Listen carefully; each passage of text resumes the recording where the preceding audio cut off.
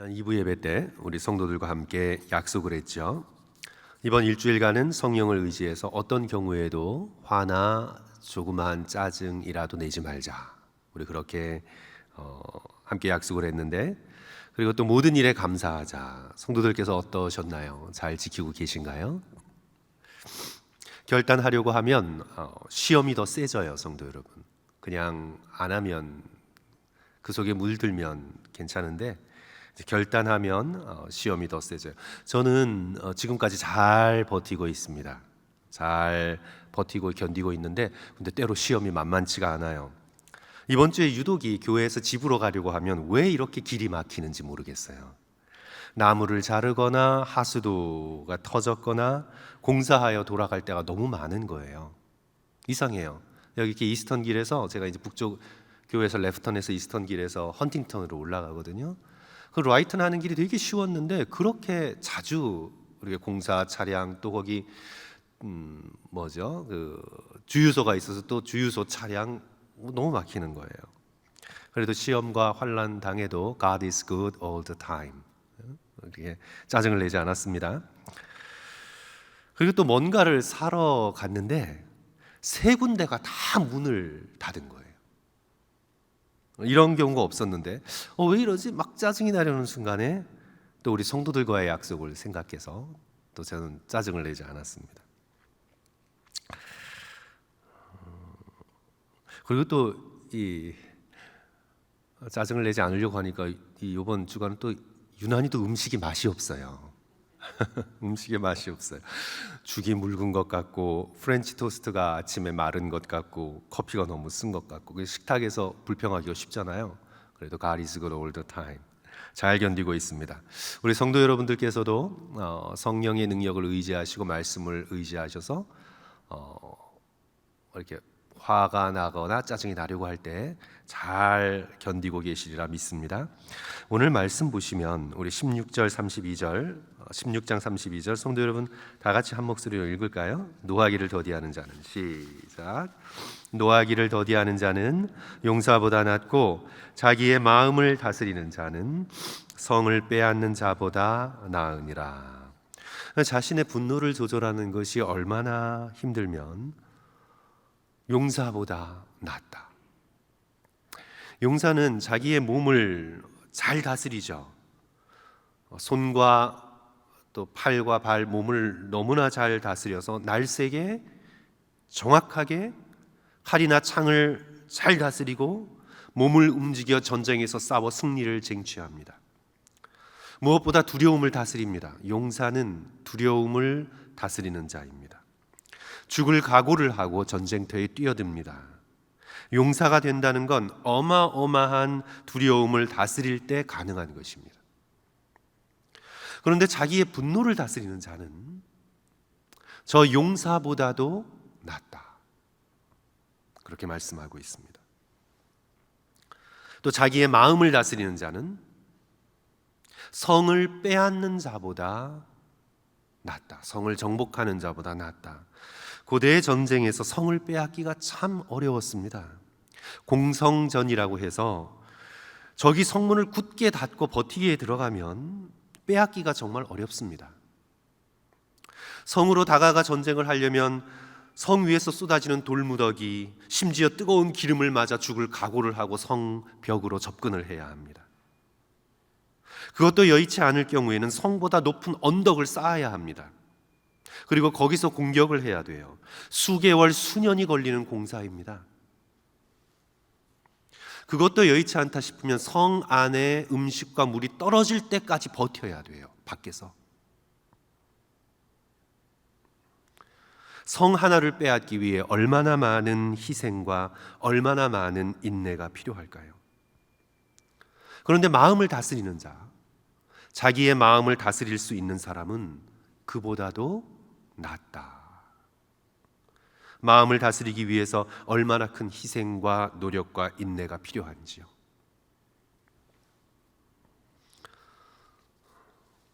잘 알려진 예화입니다. 우리 알렉산더 대왕이 어렸을 적부터 함께 자란 클레토스라는 아주 절친한 친구가 있었는데 무척 용맹한 장군입니다. 그가 지나가는 곳이 모두 알렉산더의 영토가 될 정도로 그의 전략은 뛰어났고 그의 용맹은 대단했습니다. 이제 승전을 축하하기 위해서 잔치를 벌리고 술을 먹고 놀다가 이제 임금과 신하의 관계가 아니라 어렸을 때 함께 놀았던 친구로 돌아가서 이 클레토스가 알렉산더를 놀리고 조롱을 했습니다. 이 술에 취했으니 정도가 조금 지나쳤던 것 같습니다. 그때 알렉산더가 더 이상 모욕을 참지 못하고 창을 들어 그냥 던졌습니다. 우리 성경에 사울이 다윗에게 던진 것처럼. 그리고 그 자리에서 창을 맞아 절친 클레토스가 죽습니다. 술이 깬 후에 이제 알렉산더는 크게 후회합니다. 자신의 개인의 친구를 잃었을 뿐만 아니라 제국으로 봤을 때도 엄청난 손실이었습니다. 알렉산더가 자기가 죽고 싶을 정도로, 자기의 목숨을 끊고 싶을 정도로 자기가 한 행동을 돌아보며 후회했습니다. 정말 오늘 말씀 그대로 노하기를 더디하는 자는 용사보다 낫습니다. 자신의 마음을 다스릴 수 있는 자는 성을 빼앗는 자보다 낫습니다.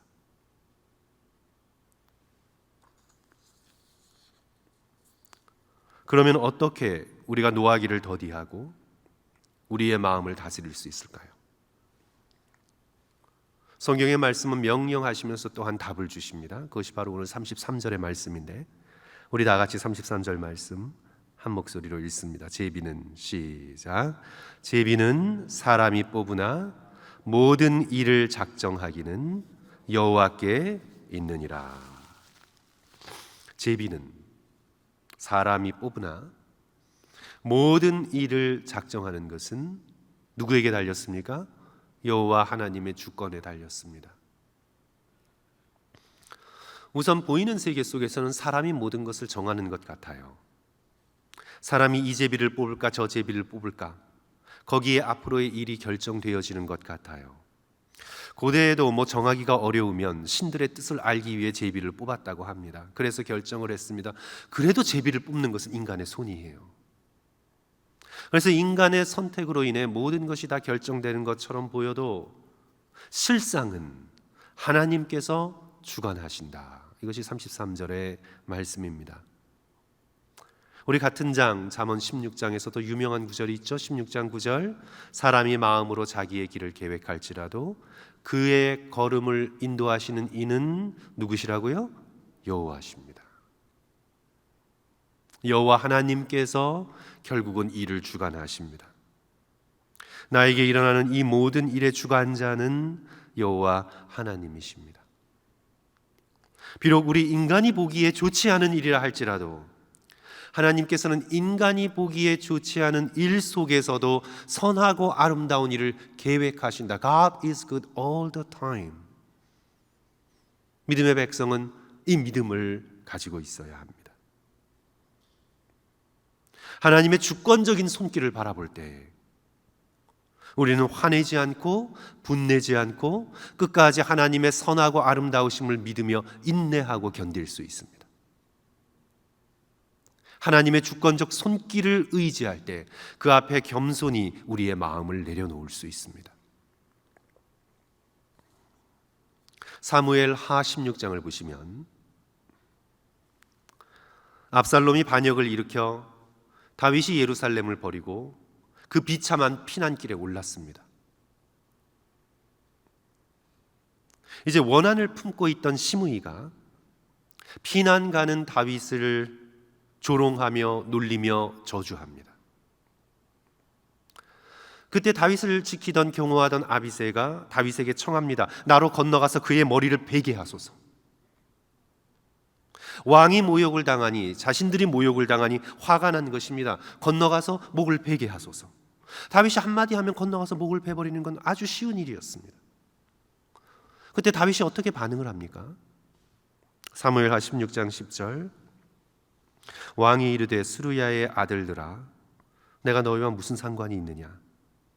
그가 시므이가 저주하는 것은 여호와께서 그에게 다윗을 저주하라 하심이니 내가 어찌 그리하였느냐 할 자가 누구이겠느냐?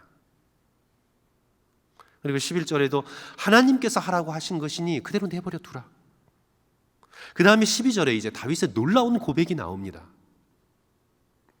혹시 여호와께서 나의 원통함을 감찰하시리니 오늘 그 저주 때문에 여호와께서 선으로 내게 갚아 주실 것이라.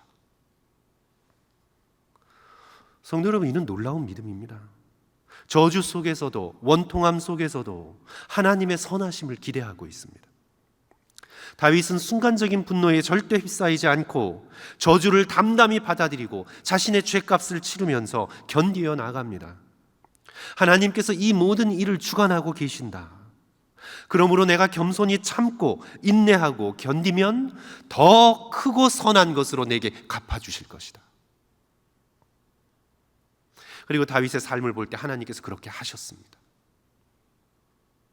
다윗에게 왕위를 회복할 수 있도록 하나님께서 다시 기회를 주셨습니다.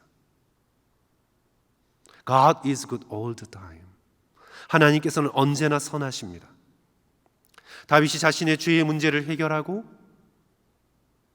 다시 하나님께 받아들이는 놀라운 은혜를, 그 하나님의 지극히 선하심을 그가 다시 누리게 되었습니다.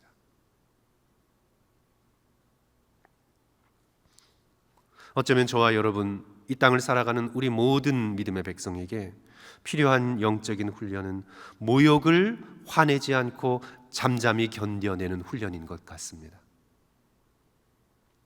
이 시험을 통과한 사람에게만 하나님의 놀라운 축복이 주어집니다.